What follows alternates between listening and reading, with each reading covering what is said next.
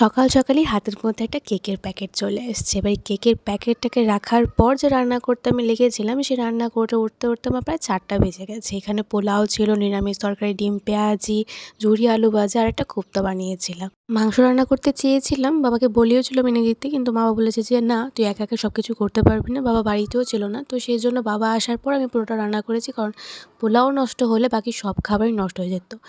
আর সবথেকে বড় কথা হচ্ছে, রান্নার ডিপার্টমেন্টের কাজ সব কিছু মাউনি করতো, কিন্তু মাউনির শরীর খুব খারাপ। মাউনি পুরো বেড রেস্টে থাকায় আমাকে সব কিছু সামলাতে হয়েছে। আর এই সুন্দর কেকটা আমি একটা ফ্রেন্ডের থেকে নিয়েছিলাম। ও সুন্দর কেক বানায়, কেকের টেস্ট খুব ভালো ছিল। আর ওকে আমি যেমন ফটো পাঠিয়েছিলাম কেকে, সেরকম ফটোর মতোই আমাকে কেকটা বানিয়ে দিয়েছিল। খুব সুন্দরও হয়েছিল। আর আমার ব্লগ দেখলে সবাই জানবে যে জন্মদিন হোক, কোনো স্পেশাল ডে হোক, আমার সেটাকে সেলিব্রেশন করতেই হবে, আর স্পেশালভাবেই করতে হবে। যেহেতু জয়ের জন্মদিন ছিল, সেটা তো স্পেশালভাবে সেলিব্রেশন করতেই হতো।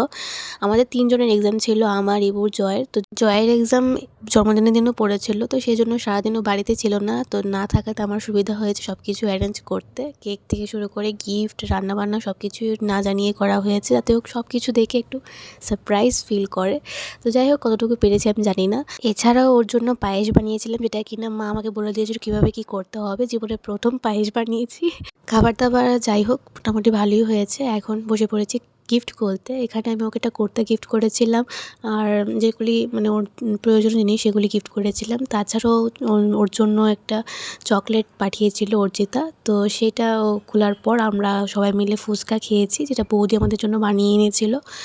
তো এখানে ফুচকা টুচকা খাওয়া শেষ, কেক খাওয়া শেষ। এখন আমরা তিনজনের মতো পড়াশোনা করতে বসে গেছি। আজকে ব্লগটা এই পর্যন্ত, দেখা হবে নতুন ব্লগে।